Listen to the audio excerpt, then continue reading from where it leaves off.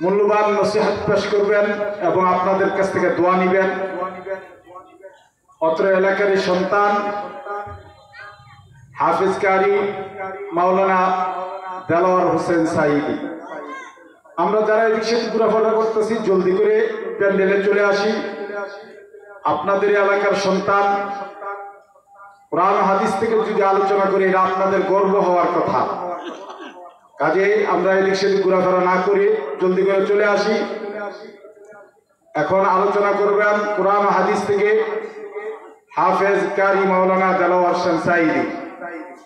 হযরতের পরপরই গুরুত্বপূর্ণ নসিহত পেশ করবেন আমাদের এই পান্তিবাজার জামে মসজিদের সম্মানিত ইমাম, পাহাড়পুর আমদাদুল উলুম ইসলামিয়া মাদ্রাসার সম্মানিত শাইখুল হাদিস আল্লামা খন্দকার নাসিরউদ্দিন সাহেব। কাজে আমরা এদিক সেদিক ঘোরাফেরা না করি জলদি করে চলে আসি।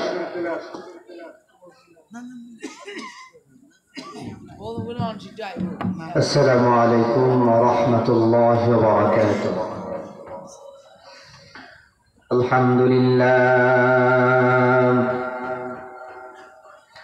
আলহামদুলিল্লাহ নাহমাদুহু ওয়া নাস্তাঈনুহু ওয়া নাস্তাগফিরুহু ওয়া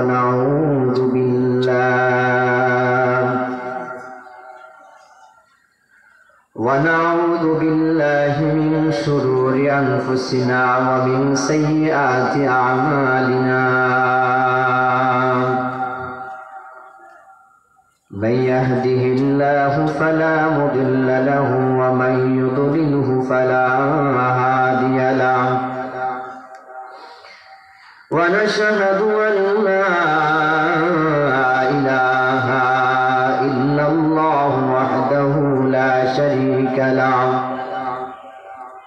ونشهد أن سيدنا وحبيبنا ومولانا محمدا عبده ورسوله الذي أرسله بالحق بشيرا ونذيرا وداعيا إلى الله بإذنه وسراجا وقمرا منيرا. فقد قال الله تعالى في كلامه المجيد وفي فرقانه الحميد. أعوذ بالله من الشيطان الرجيم. بسم الله الرحمن الرحيم. يا أيها الذين آمنوا كتب عليكم الصيام كما كتب على الذين من قبلكم لعلكم تتقون. وقال رسول الله صلى الله عليه وسلم الصوم لي وأنا أجزي به. اللهم صل على محمد وعلى آل محمد كما صليت على إبراهيم وعلى آل إبراهيم إنك حميد مجيد. মোহাম্মদে পড়েন না এতগুলি মানুষ। আল্লাহুম্মা বারিক আলা মুহাম্মাদিন ওয়া আলা আলি মুহাম্মাদ কামা বারাকতা আলা ইব্রাহিম ওয়া আলা আলি ইব্রাহিম ইন্নাকা হামিদুম মাজিদ। আলহামদুলিল্লাহ। ঐতিহ্যবাহী বাংলাদেশ মুজাহিদ কমিটি 20 নং পাহাড়পুর পূর্ব শাখা ও পান্তিবাজার ব্যবসায়ীদের উদ্যোগে 23তম বার্ষিক আজকের ঐতিহাসিক ওয়াজুদর মাহফিলের সম্মানিত সভাপতি উস্তাদুল উলামা হাজারো আলেমদের উস্তাদ আমাদের মাতার মুকুট হযরতুল আল্লাম হযরত মাওলানা খন্দকার নাসির উদ্দিন সাহেব বারাকাল্লাহু ফি হায়াতি। আল্লাহ পাক যেন আমাদের উস্তাদদেরকে দীর্ঘ নেক হায়াত দান করেন, সুস্থ রাখেন, ভালো রাখেন, সবাই পড়ছে আমিন। আজকের মাহফিলে যিনি প্রধান মেহমান, এশিয়া মহাদেশের অন্যতম আলেম দ্বীন, বাংলাদেশের মধ্যে 10 জন হক্কানি আলেম যদি একত্র করা হয়, এর মধ্যে অন্যতম হচ্ছে আমাদের প্রিয় শায়েখ হযরত মাওলানা আল্লামা নুরুল হক দামাত বারাকাতুল আলিয়া। হুজুর অসুস্থ, মুরব্বী মানুষ, দোয়া করছি আল্লাহ পাক যেন হুজুরকে নেক হায়াত দান করেন, সবাই করছে আমিন। আজকের মাহফিলের ব্যবস্থাপনায় যাদের মাধ্যমে এই মাহফিল উদ্যোগ হয়েছেন, প্রতি বছর এই মাহফিলটা হয়, আপনারা আশাবাদী থাকেন, এই মাহফিলটার জন্য আশা থাকেন, আসেন, বসেন, কোরআন হাদিসের কথা শুনেন।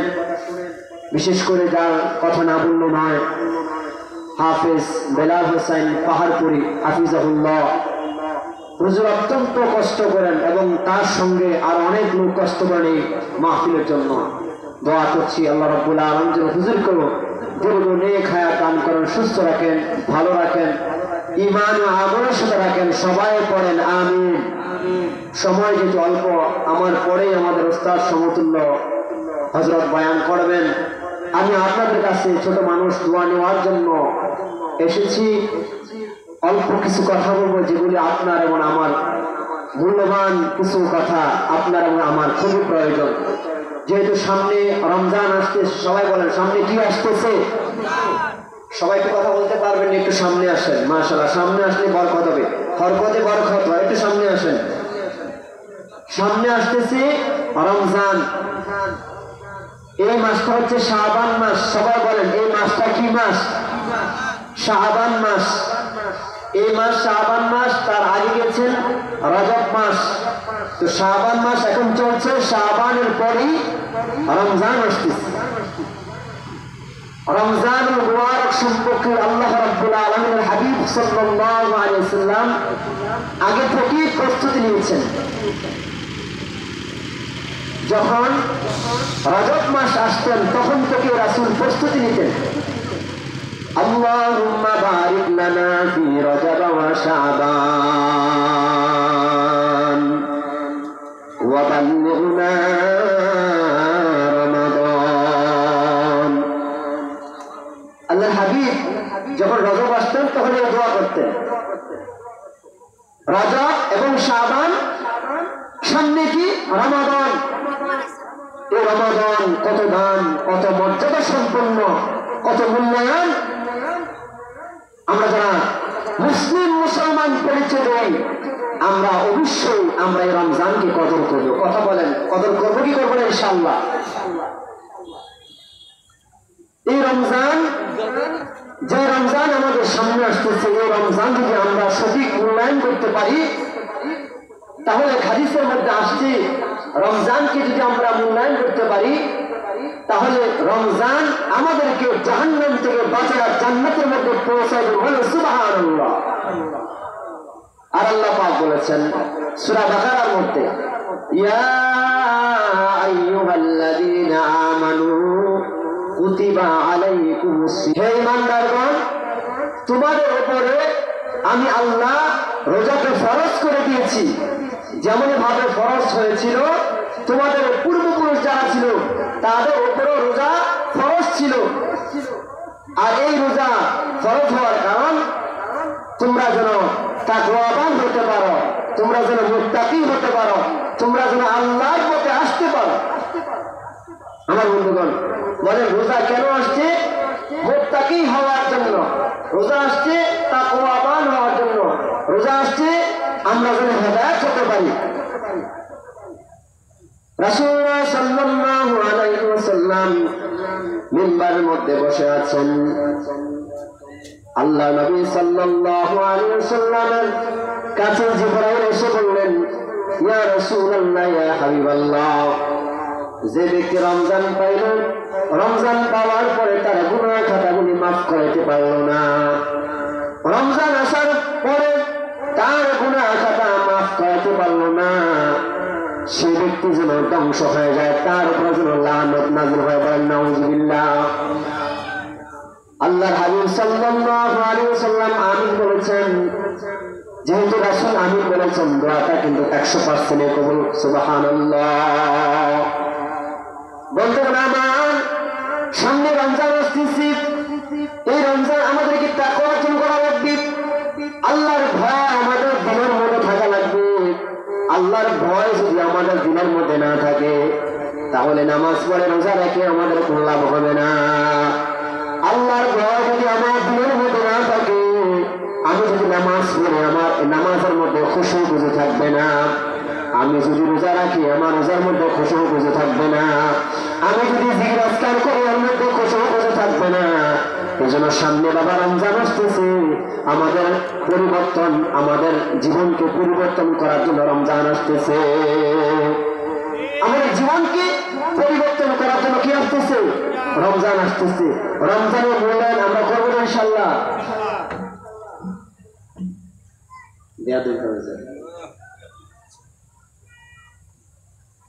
হুজুর বসা আছে, আসলে বেয়াদবি হয়, তারপর হুজুর বলছেন 5 মিনিটের মধ্যে।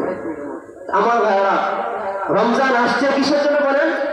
আমাদের পরিবর্তন করার জন্য। আরে হুজুর যে চমৎকার করে কথাগুলো বলেন, বাংলা কণ্ঠে সুন্দর করে গোছানো কথা, আমাদের অন্তরের মধ্যে প্রত্যেকটা কথা গেঁথে যায়। ভাই রমজান আসতেছে আমাদের পরিবর্তন হওয়ার জন্য, আমরা যেন পরিবর্তন হতে পারি। রমজান ডাল শরীফ হাদিসের মধ্যে আসছি, রমজান ডাল শরীফ, ওই রমজান আমাদেরকে জাহান্নাম থেকে বাঁচাবে।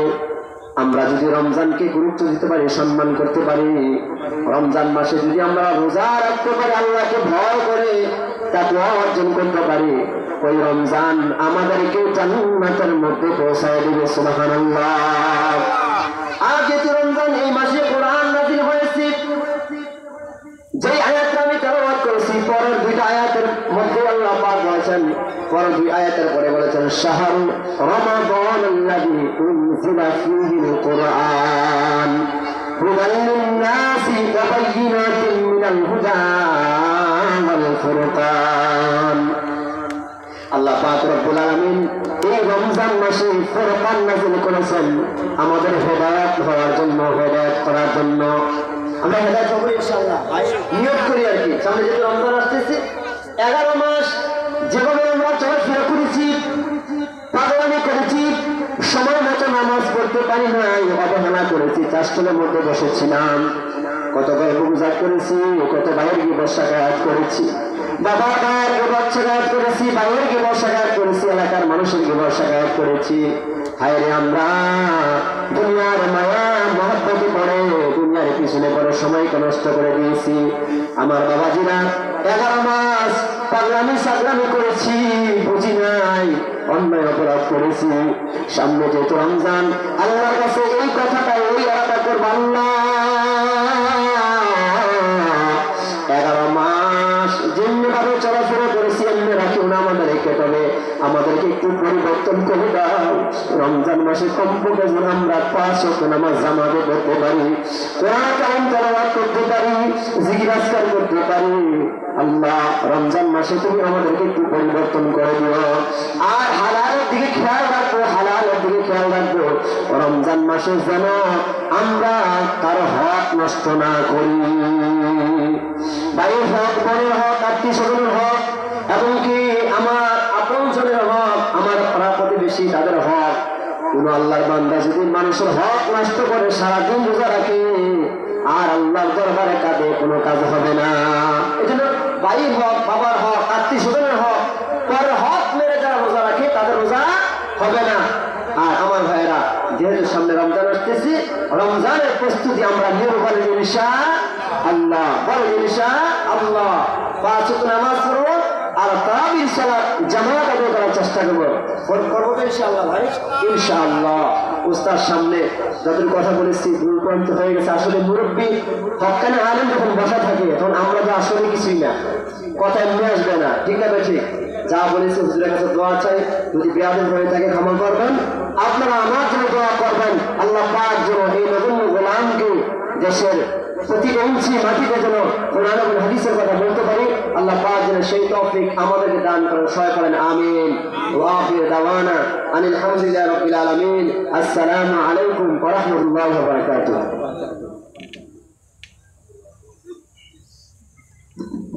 আলহামদুলিল্লাহ, ভাই দেলোয়ার হোসেন সাইদি চমৎকার আলোচনা করছেন আপনাদের মাঝে।